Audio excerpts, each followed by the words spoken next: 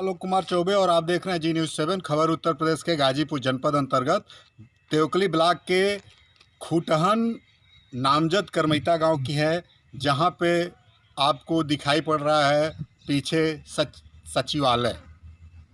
यह सचिवालय डीएम श्री मंगला प्रसाद सिंह जी द्वारा गया कि प्रथम जो प्रधान हुए इस बार प्रथम चरण में सचिवालय का काम कंप्लीट होना चाहिए। इस बाबत इस सचिवालय की अनुमानित लागत लगभग 15 से 16 लाख रुपए है। मैं आपको बताऊं कि प्रधानों का कार्यकाल लगभग 1 साल पूर्ण हो चुका है और आप देख रहे हैं कि सचिवालय में ताला लगा हुआ है। इसके बाबत यहाँ जो एक सहायक पंचायत अधिकारी के तौर पे जो सहयोग करेंगे प्रधान जी का, उनकी भी नियुक्ति हो चुकी है, लेकिन नियुक्ति के बावजूद ये ताला बंद है। ग्रामीणों को लगभग अधिकांशतः सरकारी योजनाओं का लाभ इसी सचिवालय के माध्यम से लोगों तक पहुंचना है। सहायक का पेमेंट तो हर महीने बन रहा है, लेकिन क्या वह सहायक ड्यूटी कर रहा है? क्या सचिवालय बैठने लायक है? क्या इसका पेमेंट जो है पूरा हो चुका है? सचिवालय आधा अधूरा बना है, कहीं न कहीं अनियमितता का बोलबाला है और अधिकारी कान में तेल डाल के पड़े हुए हैं। इसी बाबत मैं आपको यहाँ का एक और नज़ारा दिखाऊंगा। जो सामने एक तालाब दिख रहा है, इसे ये तालाब ऐसी स्थिति में है जो महात्मा गांधी राष्ट्रीय ग्रामीण रोजगार गारंटी योजना के तहत वित्तीय वर्ष 2020-21 में ये इस ग्राम सभा में बनाया गया और कार्य का नाम था पोखरे के चारों तरफ वायर फेसिंग का गेट निर्माण था और अनुमानित लागत लगभग 10 लाख रुपए थी। और 10 लाख की स्थिति ये बताएं आपको कि किसी प्रकार से एक बरसात जो है झेल पाया है और दूसरी बरसात में जो खड़ंजा लगा हुआ है वो तितर बितर हो गया है। अब इस गांव में सफाई कर्मचारी भी होंगे।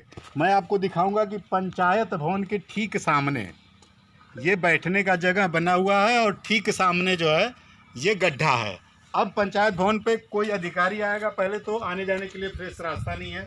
अब हम बात करते हैं कि क्या पंचायत सचिवालय के ठीक सामने ये जो है आलम जो दिख रहा है घास का, ये बारिश के महीने में ये घास है। अगर सफाई कर्मचारी यहाँ काम करते हैं तो कौन सा वर्क करते हैं कि ये सचिवालय के सामने ये स्थिति बनी हुई है।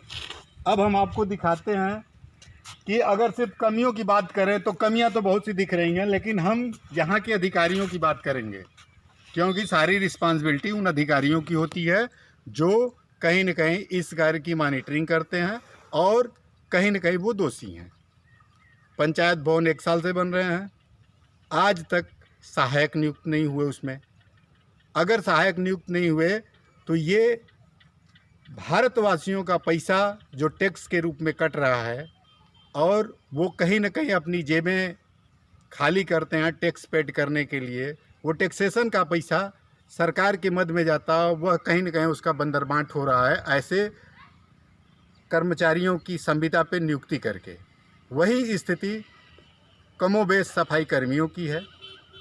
एक एक सफाई कर्मी की कम से कम अगर मानदेय देखा जाए या सैलरी देखी जाए तो वह कम से कम 34,000 के आसपास है।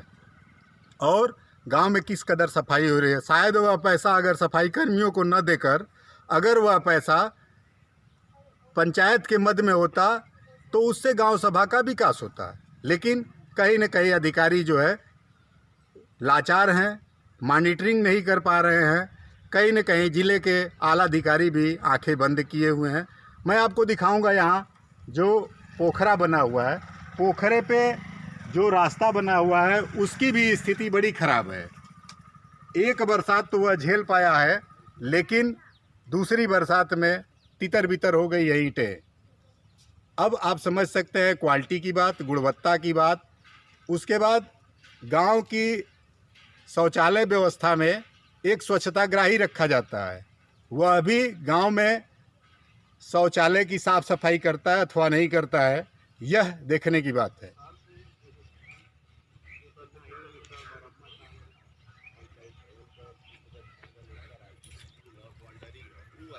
पोखरा में बनवा दला 4 साल 5 साल हो गए टूट गए का भाई पोखरा टूट गए पैसा तो उसको कौन एस्टिमेट वो नया दे कि नया बनवाओ तो नया